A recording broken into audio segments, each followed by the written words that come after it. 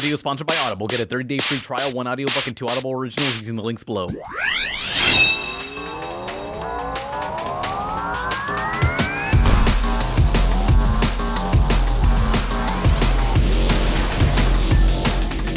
Whether it be failed mascots, franchises, or weird exclusives, this is 4 forgotten OG Xbox games and 1 bonus segment. Volume 2. It's Juice and Jam time.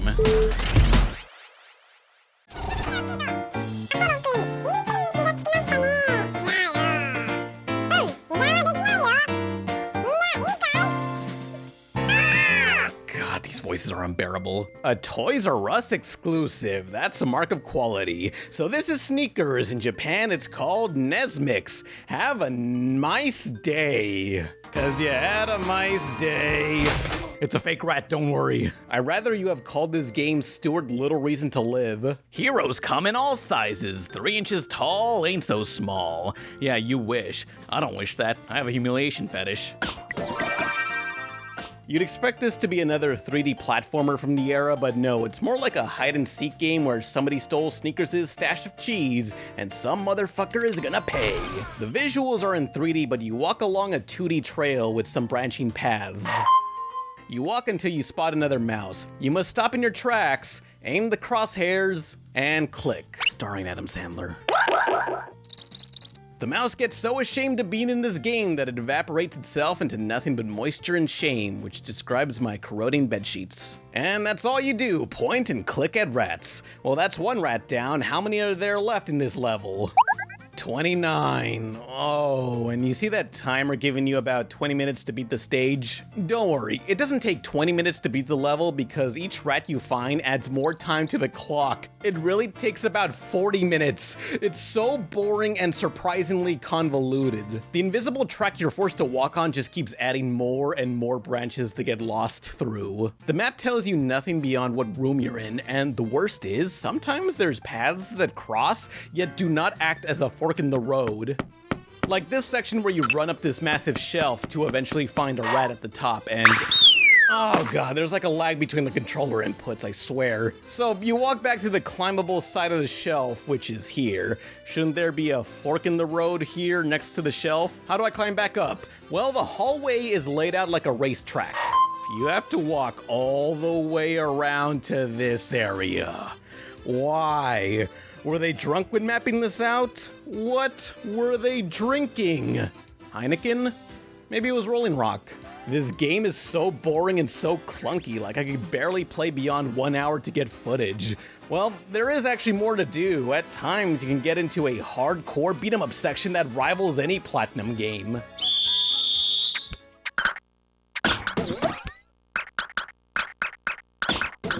Awesome. You can punch, block, and spin attack, which is so powerful that it makes all other abilities useless. Wait, what is this? It's a sort of squad-based commands thing? You can only tell your comrades to attack a specific guy. It's pretty useless for this mindless brawler section. Sneakers is such a repetitive game. Every character is just a rat in different clothing, much like real life. Even during the boss battles, I can't tell who's a minion and who's the boss in this boss battle. Is this the boss? Or was Tony Danza the boss? I never watched that show, so I really don't know. By the way, I love how this gang of mice has this one gangsta rat and Android 17. Oh, I meant Android 18. If you ever struggle remembering which is which, just remember, you always want your girls to be 18. I will admit, the fur effects on the rats are pretty nice for the time, and the music is just so chipper. Like, this is one of the most feel-good soundtracks I've ever heard.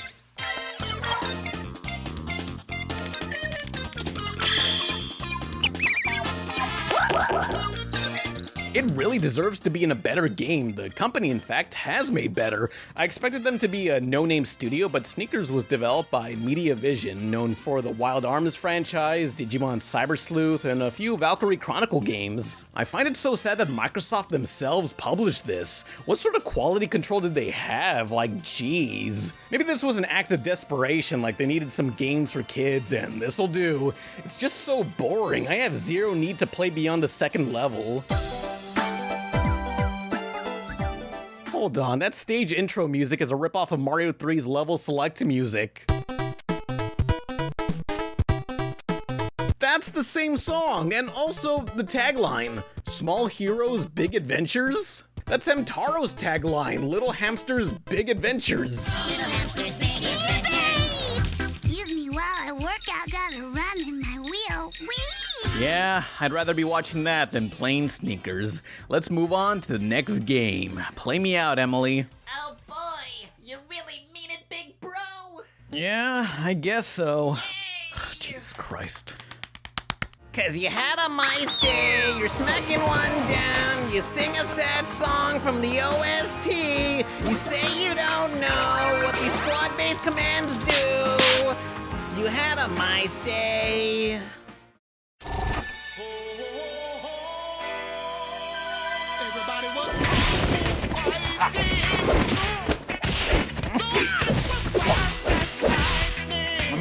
From many of the same designers and directors behind Hellblade and other Ninja Theory games comes these horrendous designs in their first game. Good God, did they forget to tell these characters to evacuate Chernobyl? They're like a hellish mixture of the Garbage Pail Kids and the Chopped Sake Chooks. You and I just got 5-star finish, so let's party like it's 1979 and limbo! The belly is the brain, and the brain is the belly, you stupid and fat. It's one thing to materialize these kung fu fetuses on screen, but even at the time, reviewers felt Kung Fu Chaos looked a little, maybe, racist. I don't know, I'm not Asian, so I can't be the judge of that. What I can be the judge of is the gameplay. It's a 4-player arena brawler like Power Stone. What's that? It's like Smash Brothers, but in 3D, okay? Oh. The fights take place on a film set full of fighters or actors inspired by kung fu films, blaxploitation, and luchador movies. It's such a fun premise for a fighting game. Prepare. The underwear of Goofy. Disgusting. That's a luchador only a mother and Jorge Gutierrez could love. Multiplayer is the main attraction, but the single player has a ton of variety. You got the standard free-for-all on top of several mini-games. This is one of the earliest games I can think of that rates your performance on a 5-star ranking. My greatness must be rubbing off on you, so keep up the good rubbing. Don't know why, but it certainly makes me want to shoot for a higher score, unlike the typical ABC S rank type of system. Is that just me? The single player is also great at teaching you the surprisingly robust fighting system. Here, taunting is a required skill to earn you special attacks. You know Kung Fu. You have gained 2 balls of power. Although near the end, the difficulty randomly spikes up as enemies block almost everything. By this point, you gotta remember combos, parry mechanics, taunts, and what each enemy's weakness is. Though I kind of forgot their weakness and could barely beat the game. That's mostly my fault, but I will not take the fault of some of these stage hazards. There's a little too much chaos in the city stage. It's just kind of a mess of cheap deaths.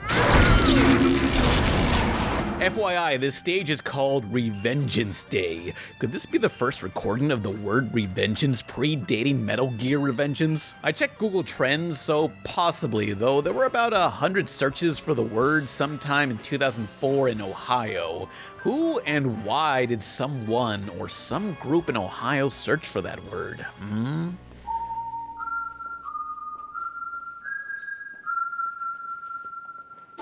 Within the game's movie set, your actions are narrated by fictional director Xiao Ting. Oh, I don't know if this game's racist or not, but that pun offends me. Terrible. Just terrible. You have offended my family, and you have offended the Shaolin Temple. Xiao Ting is a kung fu director so awful the Wu-Tang wouldn't sample him. A director so awful Quentin Tarantino would stream his movies on an iPhone.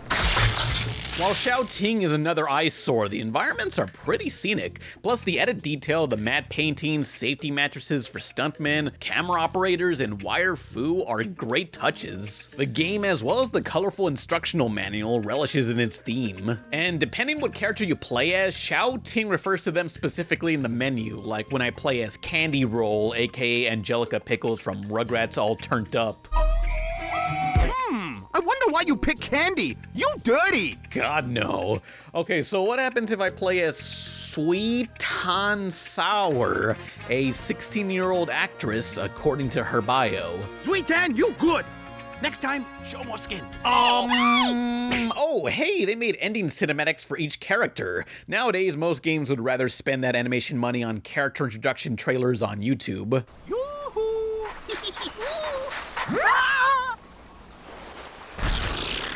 Uh-oh. You dirty darts! You said if I won, you love wouldn't you. do this anymore. How did this get a T rating? The ESRB did not give a shit back then. While the game may gross you out, it's still a pretty good, somewhat deep party brawler. It's certainly no button masher, yet I'm noticing a bit of a pattern with video game mascots, at least for the American marketing. In the 80s, you got fun, wholesome characters. Early 90s, you still got that friendly look with a bit more attitude. Mid-90s, they were kind of pushing that attitude. I remember my mom hating Crash Bandicoot. Meanwhile, the 2000s went full-on sleep paralysis visions of humanoid scrotums or total edgelords, but there is a reason for that I'll get into soon.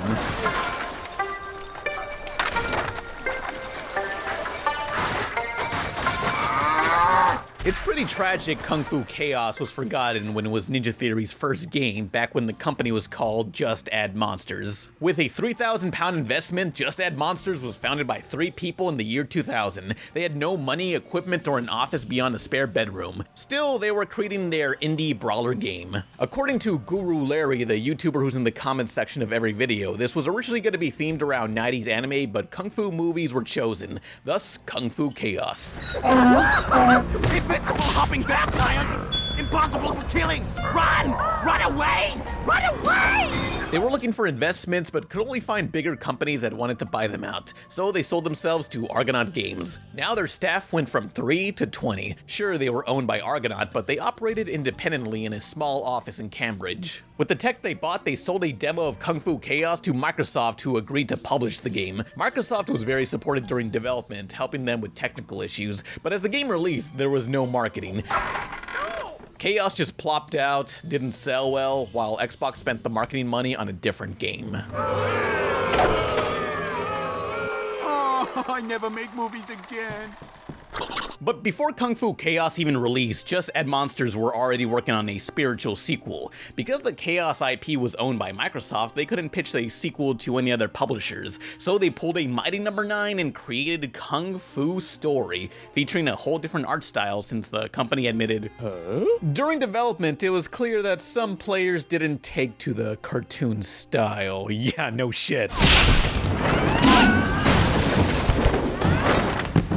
It looked better, but it was futile. The market was changing. Budgets were getting bigger and realism was selling better. Instead, Microsoft would greenlit more realistic games like the beloved and well-remembered classic, Brute Force. The fuck is that? Adapt or die, so in just 4 months of tweaking, Kung Fu Story evolved into a more realistic game titled Heavenly Sword, while Just Add Monsters became Ninja Theory. This is why all these mascots wanted to appear more edgy and adult to attract the gaming demographic that was growing up, but it didn't matter. The following generation, PS3 and 360, generic, realistic humans became the standard, as mascots were kinda labeled as kiddie and for Nintendo. People, if your maturity is dependent on the insecurities of the entertainment you consume, you probably weren't all that mature to begin with. Something being appropriate for kids doesn't mean it's only for kids.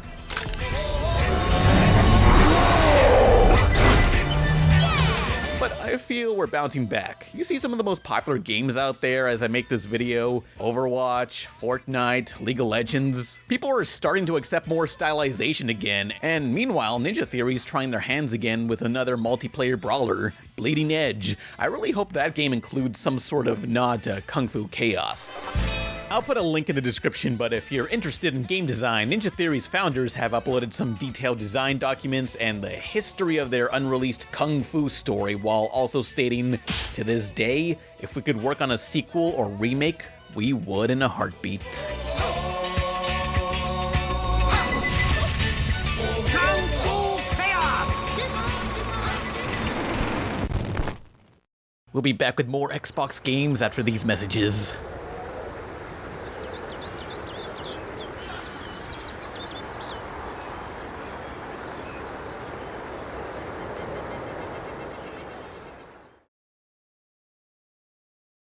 But first, this video is sponsored by Audible. Reading books, that takes forever. You can't play video games while doing that. I'm sorry. That's why I prefer audiobooks. We're in the future now. It's a new decade. You gotta read and play video games if you want to survive this dystopia. Use the links below to go to audible.com/RebelTaxi or text RebelTaxi to 500-500. You'll get a 30-day free trial along with your choice of an audiobook and 2 Audible originals absolutely free. You know what they got on here? Like a lot. Like a bunch of Diary of the Wimpy Kids books and autobiographies like of this guy. What's his deal, huh? It's pretty interesting. But what if, let's say, you didn't like the book or the audio file of the book you bought happens to be haunted and you're afraid no one will believe you? Just exchange it. No questions asked. Again, use the links below to go to audible.com/RebelTaxi or text RebelTaxi to 500-500. You'll get a 30-day free trial along with your choice of an audiobook and 2 Audible originals absolutely free. It's audible.com in the future.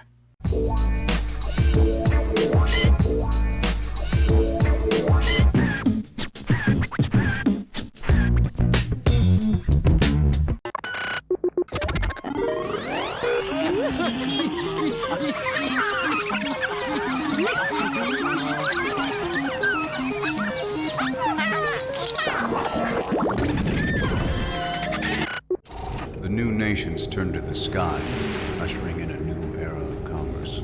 And with it, sky piracy was born. This is a world on fire. This is the world of crimson skies. When you get to the ground, tell him Nathan Zachary sent you.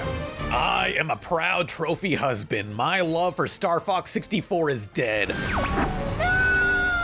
Crimson Skies High Road to Revenge is my new lover. This cult classic flies over a diesel punk alternate history where I assume the Hindenburg never kerploded and air travel is the norm. Don't know about you all, but I no longer live in Texas. I live in the Republic of Texas, for America has split up into factions as sky pirates endlessly dogfight for supremacy. Now every day is a Hindenburg type of day. Oh God, yes, the humanity. Crimson is one big tribute to the adventure serial films of the 40s. I cannot name a single one of those films specifically, but I can name other stuff also inspired by that. Indiana Jones, The Rocketeer, and Sky Captain and the World of Tomorrow. It's that kind of game, both in style and music. Just give a listen to the orchestra.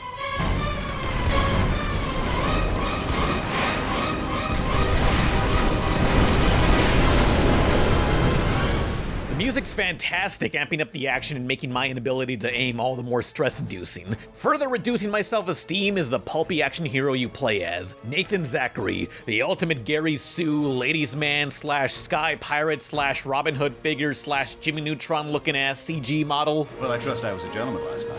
Now, if you'll excuse me, I have a plane to catch. Ah, a good old power fantasy where you don't have to think about STDs and genitals just rot away for some reason off screen. Nathan's part of the Fortune Hunters, a morally ambiguous group of pirates that are described as heroes that aren't too good to be true. They'll take up any job that offers money, but they do have some standards. Even they wouldn't take money from an exploited mobile app sponsor, but I would. Their big enemy, after all, is this Zeppelin-flying group of oppressors who have a red, black, and white logo, which is not based off any real-life groups that would cause the game to be censored in Germany. As long as I've known you, you've been nothing but a boozer, a brawler, and a womanizing cheat. It's why we get along. But add fascist to the list? Well, I have no respect for fascists. So his name's Nathan, who's a treasure hunter and has that face with a stoic yet sarcastic none of this matters attitude inspired by the likes of Indiana Jones. Yeah. The game has flair for what is basically an arcade air shooter like Rogue Squadron or Star Fox, except those games don't have you accepting missions in an open sandbox map like Crimson Skies. It's a great addition to the genre. My favorite map is Chicago, located in the Industrial States of America faction. It is without a doubt the best representation of Gotham City from a non-Batman or DC game. The best part of exploring is you unlock more aircrafts and can use any of them on most of the missions. Each craft feels noticeably different with their own stats and arsenal.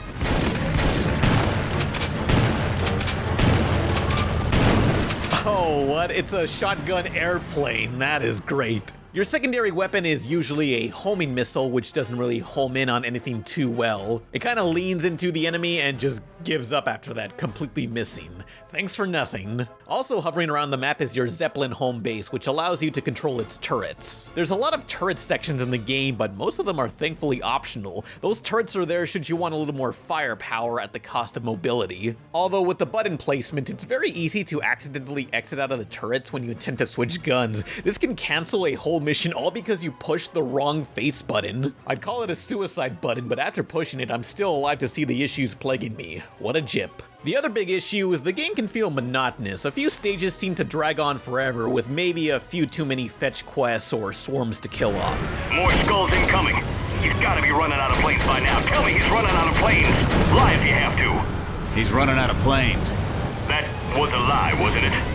Yes, these fascist guys are named the Red Skull, no relation. It's just a never-ending swarm of them. These guys really want to kill Nathan any Auschwitz way but loose. Some more auto-aim could have been useful, at least for the lower difficulty settings. To pile on the problems, I found a few glitches, I think? Somehow in the Lost Kingdom stage, I soft-locked the game twice and had to do multiple missions over again. The save points are kind of weird too. I think you had to do multiple missions before it saves. It's not clear, and I wish there was a level select. This is annoying, but mostly forgivable.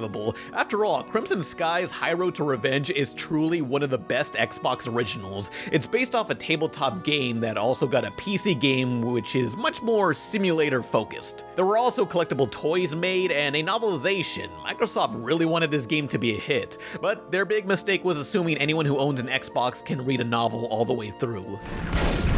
That should do it, boss. Get out of there! There's been hints at a sequel for years, but the game company Fasta Studios shut down after their next game, Shadowrun, bombed. But thanks to Microsoft, High Road to Revenge is compatible with all future Xbox consoles. You can still download it for Xbox One and Series X, although the free DLC is missing. Back in the day, you could download new maps and planes for multiplayer, which online dogfights were a major selling point. Yeah, the online's been shut down, but at least give out the DLC for local multiplayer and preservation's sake. As of now, all I can find is this one YouTube video that documents the DLC. Here they show the downloadable Firebrand plane flying in the Plateau map, the Vampire plane in the Badlands. The booty has been dropped. The booty has been taken. And the Furies in the Cavern.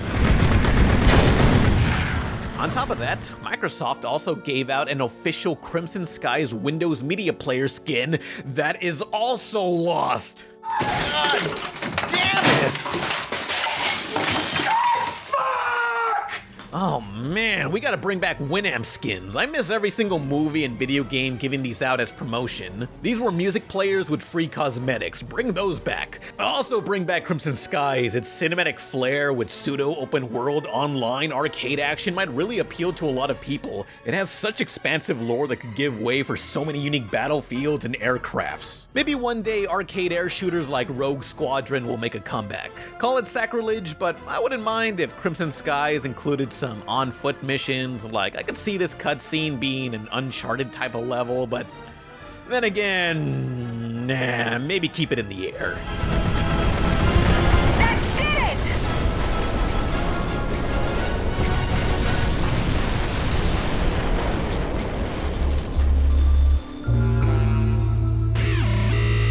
it! Hi, it's me, Pan Pizza, the narrator of this video.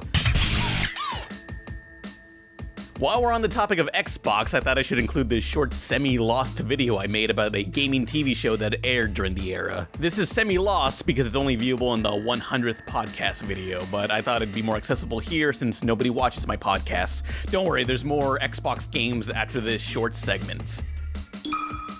My name is Brandon, I'm 27 years old, and I'm a fanatic when it comes to Call of Duty. He dreams about that game. He lives that game. He loves that game. Oh, you like that?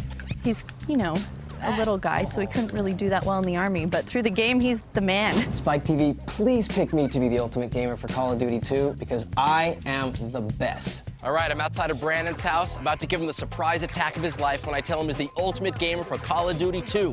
Come on.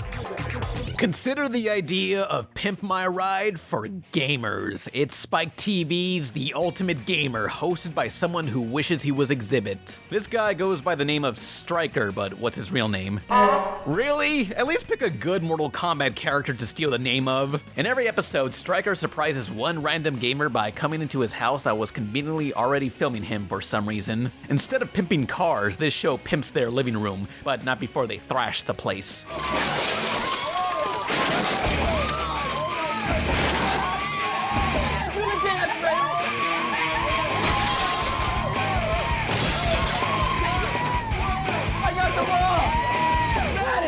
To atone for his vandalism, Stryker summons his crew to fix up the place with all the hottest tech from 2004. Look at that TV, imagine watching The Matrix Reloaded on DVD with that.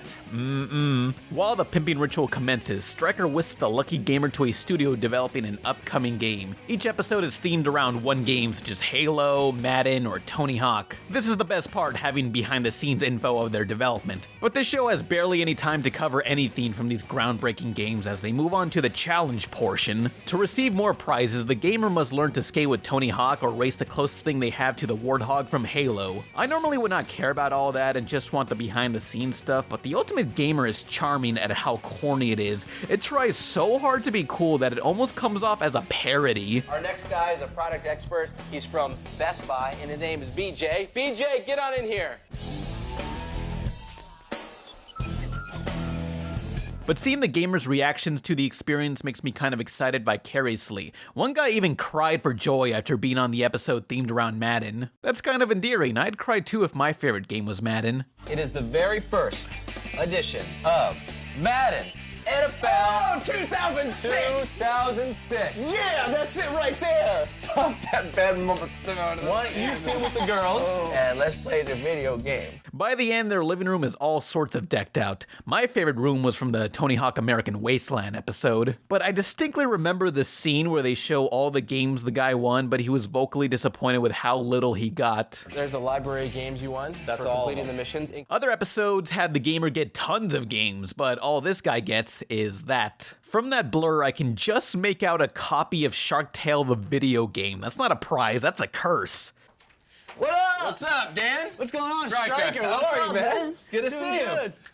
We're here for you. Yeah, dude, this is awesome. We selected you. You're the ultimate gamer No for way. America's Army. Oh, yeah! You're the man! Yes! The Ultimate Gamer may spread itself too thin with doing so much in so little time, but I don't care about interior decorating, so it's paced fast enough. Except for the game development part, I want more of that. Though I am curious if anyone watching this video maybe appeared on the show. Was it as fun as they made it seem? After hearing so many horror stories on Pimp My Ride, I don't know who to trust anymore.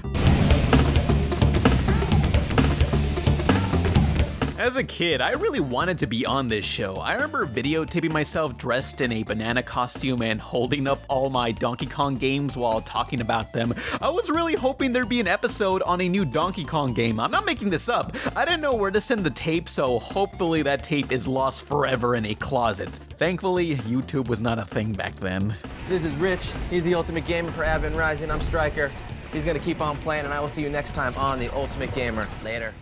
We'll be back with more Xbox games after these messages.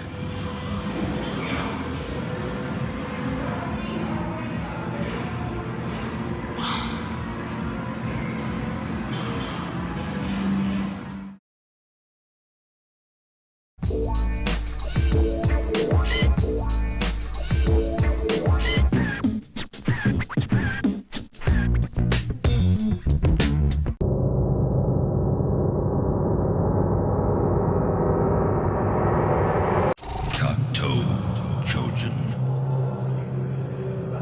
You will meet your death here.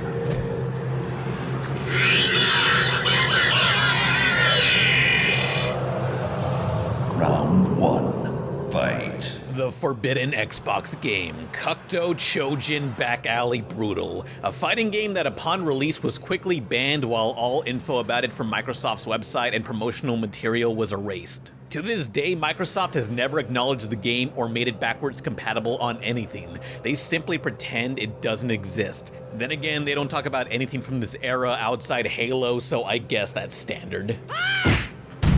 But what's the controversy about this 3D fighter trying to compete with DOA and Tekken fighting games? Well, look no further than the poster boy slash Muay Thai fighter Assad, a Muslim character whose theme song contains verses from the Quran read out loud. Leave if you don't want to get hurt. From what I understand, the prayer chants are fine. Problem is, some Muslims feel you should not play music while reciting them. And here it is being remixed into a song. Am I allowed to play the audio? Okay, if you're Muslim, just cover your ears. Same for you agnostics, you don't want to take any chances.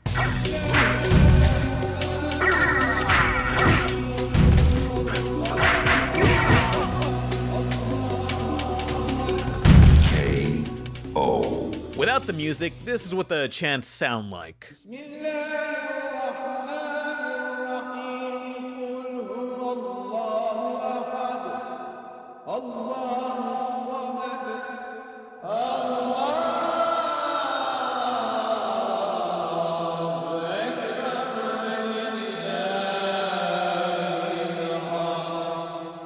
These may sound familiar, as that exact soundbite appeared in a few other games, including Zelda Ocarina of Time, which took out the chants in later prints of the game. The chants were part of a stock music CD sound designers use. If you ever hear the exact same sound effect in multiple movies, games, or shows from different studios, it likely came from an archive of sounds anyone can use, even YouTubers. Thanks, Kevin MacLeod.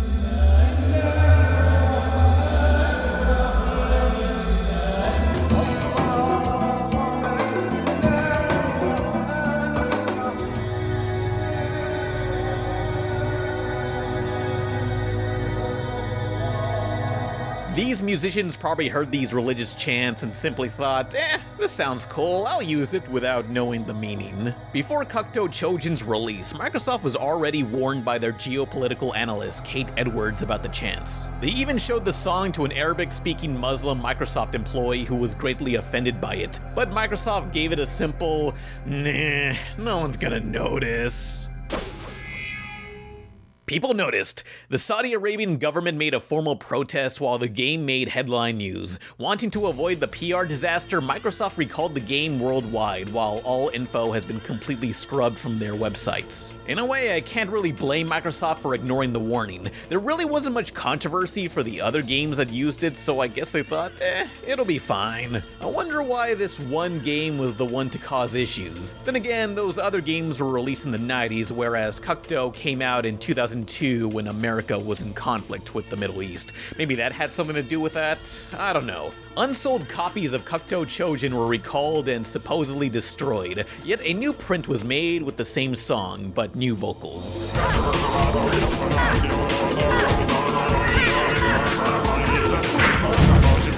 No idea what's being said, but that fast talking is my jam, so all that over one song. Was the game worth it?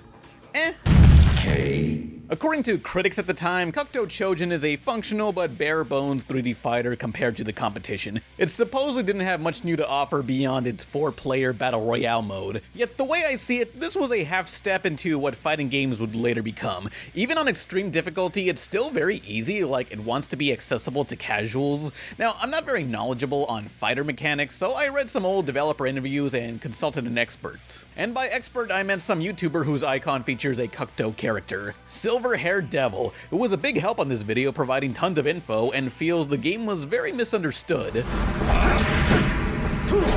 Many have compared this to other fighters of the time, like Dead or Alive 3, which is full of different modes and stage hazards taking full advantage of its 3D space. You know, stuff that Kakuto doesn't have. It can feel empty by comparison. While the arenas you battle in lack stage hazards outside the occasional pitfall, this was to bring 3D fighters back to basics. Fight! 1, ready, go! The developers, Dream Publishing, was an ensemble team of designers and directors that have worked on Tekken, Tobal, The Bouncer, and Bushido Blade. This team includes Seiichi Ishii, the designer of the very first 3D fighter, Virtual Fighter. They purposely designed Chojin to be simple with some twists here and there. Everyone in the roster has 2 sets of combos. Kakuto means you can only perform some of the basic moves, and Chojin, which is all the more complex moves. You have to unlock each fighter's Chojin moves after beating the arcade mode once for that one fighter. Giving the player a starter set of attacks while you unlock more sounds like a good way to introduce them. Fighting games don't do that, but other genres do. It could work. Well, I managed to unlock those combos, so let's check out the Chojin moveset in the pause menu. Wait, Chojin moves are secret. To find out about the moves, check out the Kakuto Chojin strategy guide or go to www.kakutochojin.com? Wow, is this a GoDaddy commercial? That is some pre-DLC BS. Have you ever seen a game directly tell you, hey, we can't help you, unless you buy the strategy guide or go to this website that is no longer up? Oh sweet, a free calendar! I checked the internet way back, the website is not archived at all. After the controversy, Microsoft hid the game away. Sure, now you can find the movesets online in a walkthrough, but back then you were screwed. This just reminds me of that one horror movie, The Devil Inside, where the film ends on a screen telling you to visit a website to know what happens next. Good thing someone recorded a theater reaction.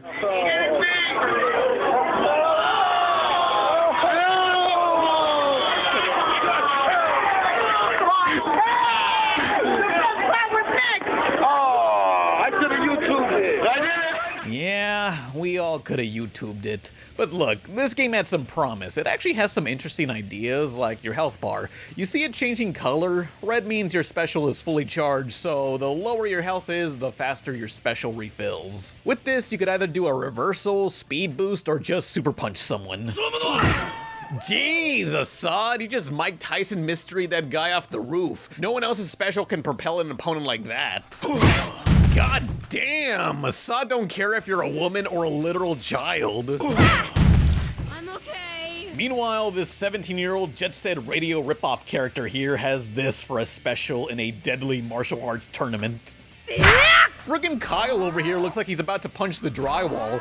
And look at their attack stance when you're not moving the controller at all. This basic stance takes up the entire arena. It's almost hypnotic. The animators must have been really proud of the fluidity.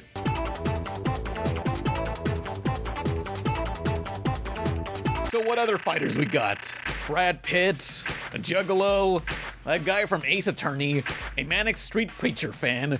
Oh, a Bruce Lee ripoff. Of course. When is someone gonna make a Brandon Lee ripoff? And here's Batman. Dad, that's not the real Batman.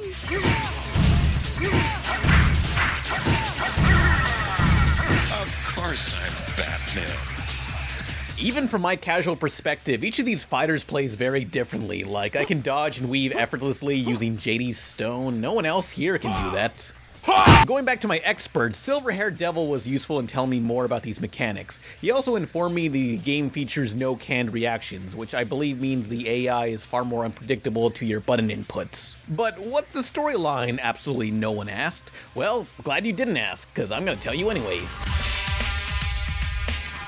Each of these fighters have assembled for the Fist of Fire tournament held annually on New Year's Eve within the city of Drasuka. I guess this means we'll be playing this game every New Year's, boys! There's not a single firecracker in this whole game? I'm mad. The final boss and the one who set up the tournament is Daeva, a demon girl, my favorite. I just wanna... Yeah, let me ask you, the audience, something profound about the afterlife. Is heaven all that great if you're not allowed to masturbate? Wouldn't you want to be with the demon girls down below? To be honest, I'd rather avoid hell, but it's better than nothing.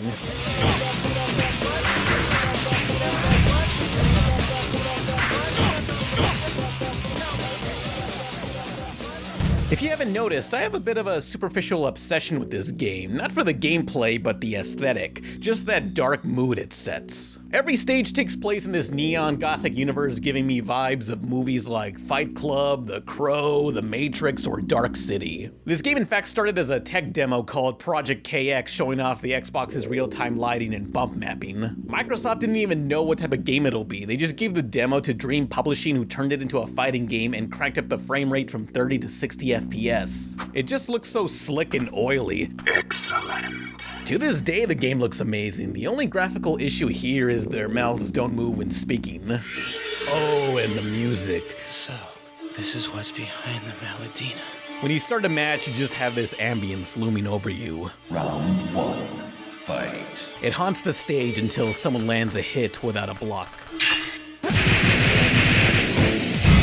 And that's where the real tracks kick in as the battle starts. It's a great idea that more fighters should rip off. With all the industrial techno here, it makes Chojin one of my favorite soundtracks. Except maybe the lyrical songs that sound like Death the Kid's theme song from Soul Eater.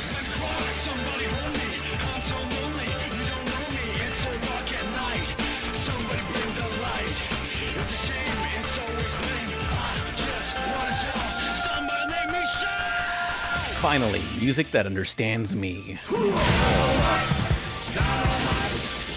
It's tough to start a new fighting game franchise when the market is flooded with sequels that have had years of refinement. No one's first fighting game is regarded as the best in their series. Kakuto Chojin's first and only game could only do so much to compete. It never got the sequel's worth of tweaks or updates to prove itself. But what it does have is 4-player Battle Royale mode. Heck yeah! But there does seem to be people that appreciate Kakuto's back-to-basics approach. People like Metacritic user Manu, who gave it a perfect 10, stating, "Wow, like Fight Club." It'd be cool if Microsoft at least made the edited cut of Kakuto Chojin backwards compatible. You know, maybe hype this up as a mysterious piece of media that was lost in time and finally resurfaced. It certainly carries a macabre appearance that people will gush about. Maybe someday.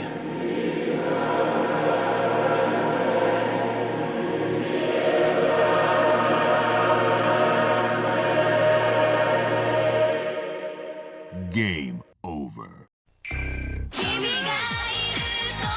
男は強くあれ。男は可愛くあれ。ドタバタネズミアドベンチューネズミックス。